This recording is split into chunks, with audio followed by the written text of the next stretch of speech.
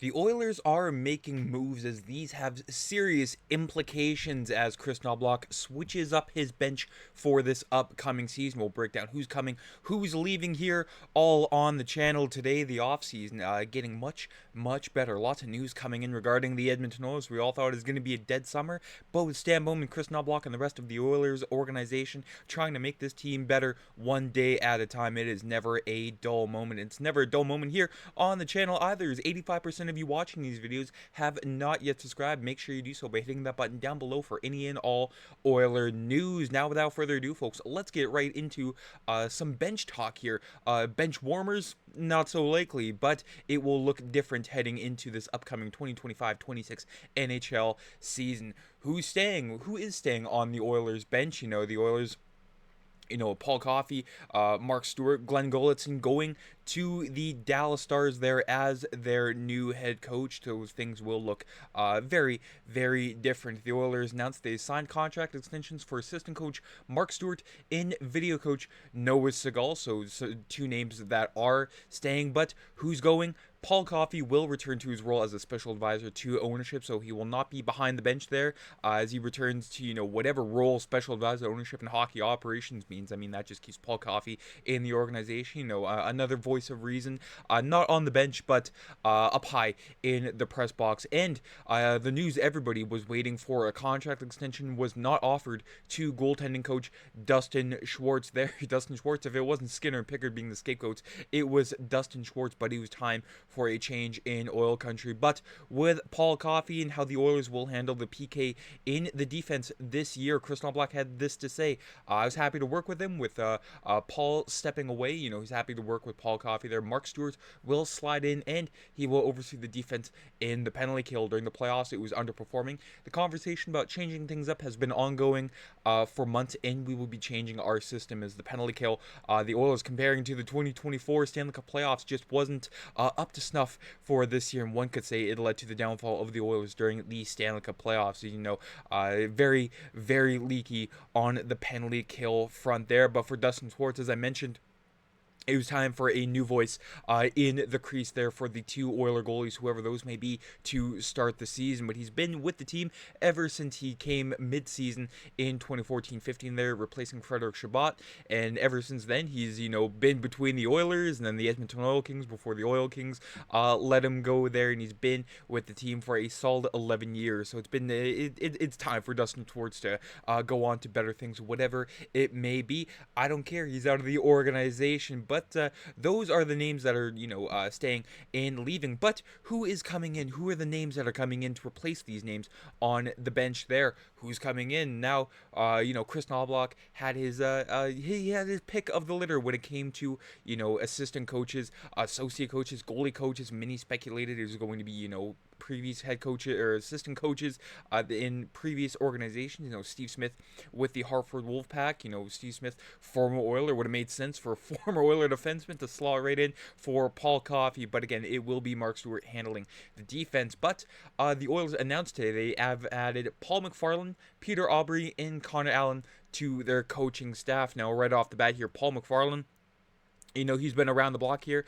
OHL, AHL, NHL, not so much AHL, but he's just the NHL and the OHL with the Kingston Frontenacs.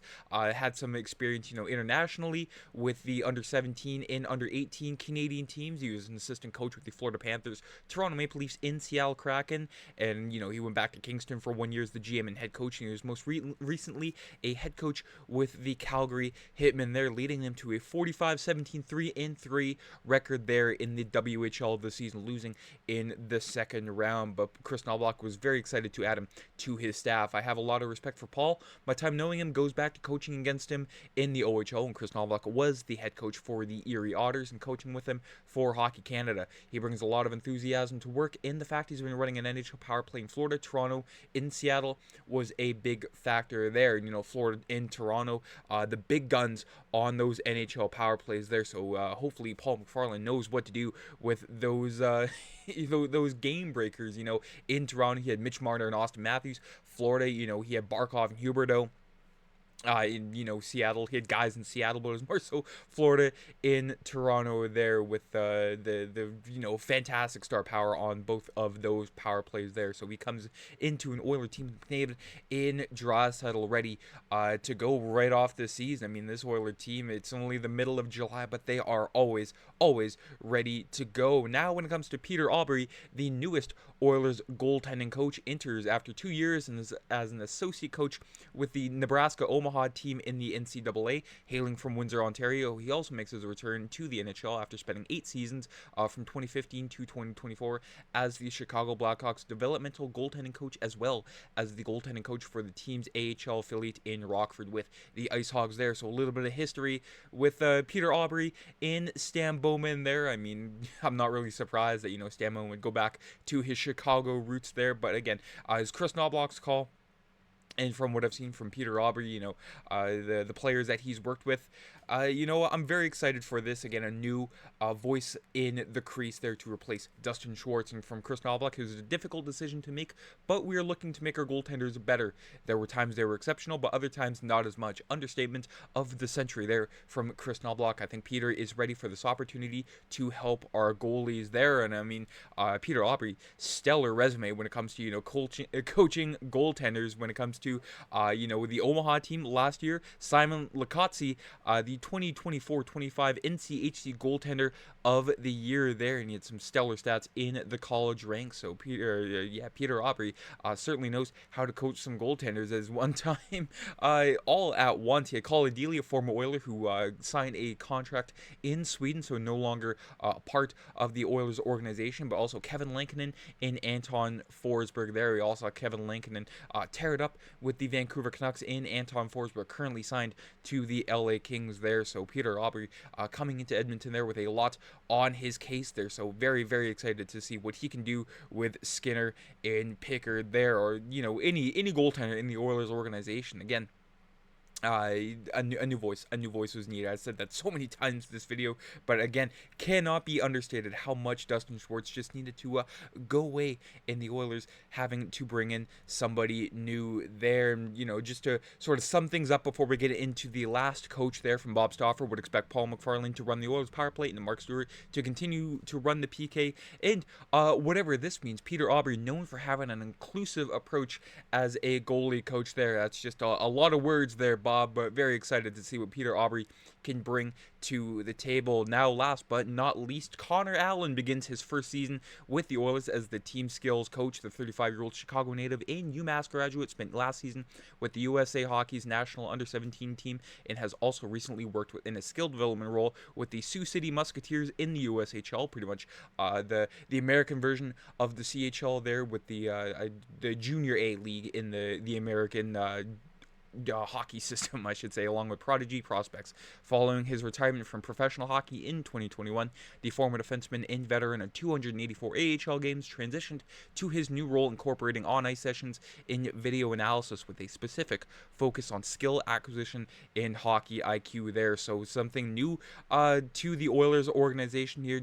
A lot of analytically based decisions that they're making. I mean, I'm very excited to see what the Oilers can do, with some new voices in the room there. Skills coach. I was surprised they didn't bring in a full goalie department, just one goalie coach. Many teams in the NHL have a full-on goalie department there, not just one goalie coach, but multiple goalie coaches, I should say. Goalie video coaches.